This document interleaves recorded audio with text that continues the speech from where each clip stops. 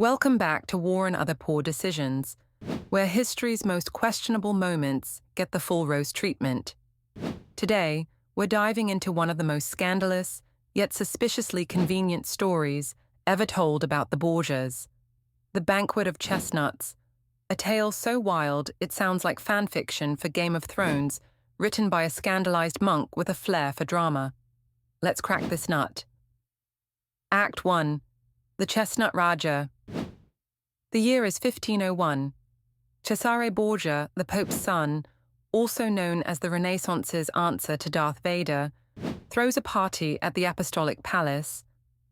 According to Papal Master of Ceremonies, Johann Burchard, there were 50 courtesans invited.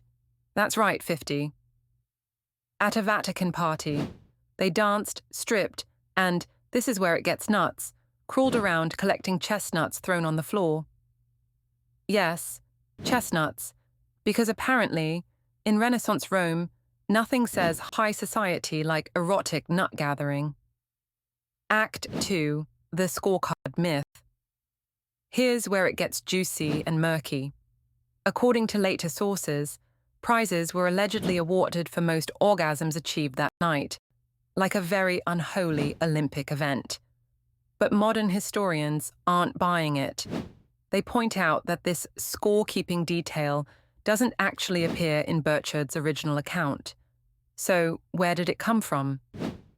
Spoiler, a 20th century author with a flair for the dramatic.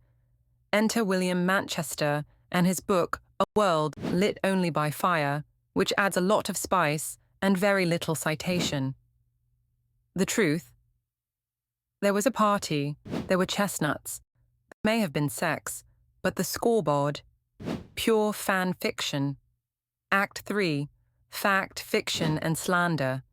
It's important to know that the Borgias had enemies, lots of them. Powerful, well-educated, rumor-spreading enemies. Accusing them of sexual deviance was basically a Renaissance PR strategy. And it worked. Because we're still talking about it today. But if you read Burchard's diary carefully, he never says Pope Alexander VI or Cesare personally took part in the sex acts. They hosted, but participation, that's speculation. So, were the Borgias kinky party animals or the victims of elite smear campaigns? Honestly, maybe both. Wrap up. The Banquet of Chestnuts is legendary, but probably exaggerated, maybe even made up. Still, in the world of war and other poor decisions, if the story's too juicy to be true, that just means it deserves a skeptical side-eye and a knowing smirk. Like, subscribe, and join us next time when we cover poison, incest rumors, and an actual eye gouging. Yes, really.